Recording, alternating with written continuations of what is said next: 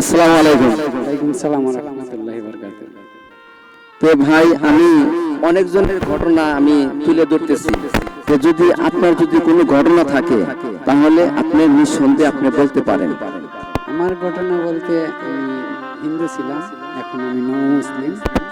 এখন আমি খুব কষ্টেই আছি, দুইটা মেয়ে আছে আমার। মাদ্রাসায় লেখাপড়া করানোর ইচ্ছা ছিল, করাইতে পারতেছি না, টাকা পয়সার অভাবে, বাড়ি ঘর নাই, জায়গা জমি নাই। আমার সব কিছু থেকে বাবা এনে বিতাড়িত করে দিছে। এখন এইভাবেই ঢাকা শহর এই টুকটাক কাজ করে, এই সাথে সুতির কাজ করি, চুল কাটি, এগুলি করি, যখন যা পাই তখন তাই করি, কইরা জীবনযাপন চালিয়ে যাচ্ছি। এই পর্যন্ত আসছি, এখনো আছি। আল্লাহ তাআলা পাঁচ ওয়াক্ত নামাজ পড়াচ্ছেন, আরো পড়ব।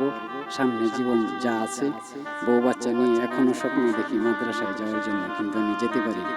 তবে আমার আল্লাহ তাআলার কাছে আশা, আমি যেতে চাই এবং যাব। তবে একটু জাগার জন্য আমি খুব কষ্টে আছি। এই হলো আমার জীবন কাহিনী, আর কি বলবো। তো ভাই, আপনি যে হিন্দু থেকে যে মুসলমান হয়েছেন, আপনি কি এই দেশে এখনো কোনো জায়গা টাকা করছেন? না, এখন পর্যন্ত কোনো কিছু হয়নি, কোনো কিছু করতেও পারিনি। আপনার কি ইচ্ছা আছে এই দেশে জায়গা এবং বাড়ি ঘর করে থাকার ইচ্ছা আছে? অবশ্যই ইচ্ছা আছে। এই দেশের নাগরিক আমি, এই দেশের বাড়ি ঘর করবো, এই আশাই তো আছি। এখন কি করব, খুব কষ্টেই আছি। টাকা পয়সা নাই, বাড়ি ঘর করার মতন শক্তি সামর্থ্য নাই। এই ভাড়া বুড়া দিই, 4-5 হাজার টাকা মাসে দিতে হয়। কামাই করি 2-4 টাকা, বাসা ভাড়া দিব কেমনে, খাইতেই তো পারি না।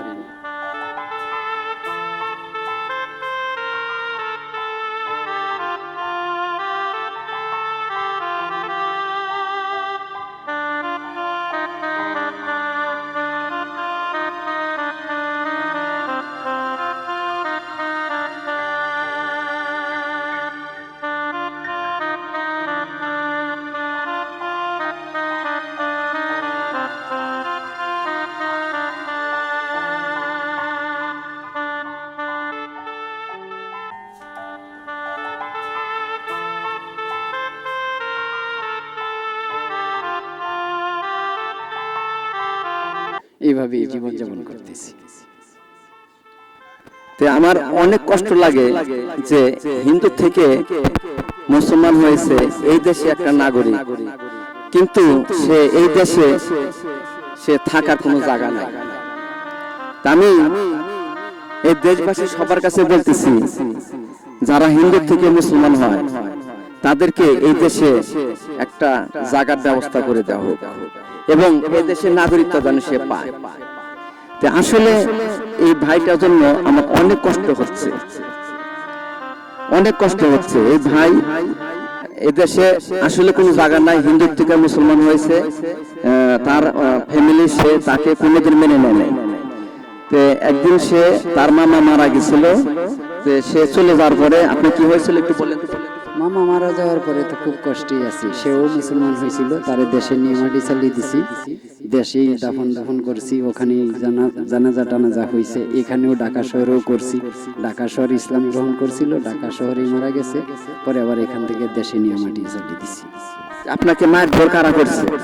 মারধর বলতে আমারে আরো আগে বাবা এনে করতো, ইসলাম কেন যাবি, ইসলাম ভালো না, কমলা তস্কা, এই সেই, ইসলামের দরকার নাই, আমাদের এই আছে সেই আছে। তো এইগুলি আমার ভালো লাগতো না। আমি ছোটবেলা থেকে এইগুলি আমার পছন্দ আছে, এইগুলি আমি করতাম। তাই এখন বউ বাচ্চা হয়েছে, বউ বাচ্চারও বুঝাইতে এই পর্যন্ত আসছিলাম, বুঝাইতে পারি না।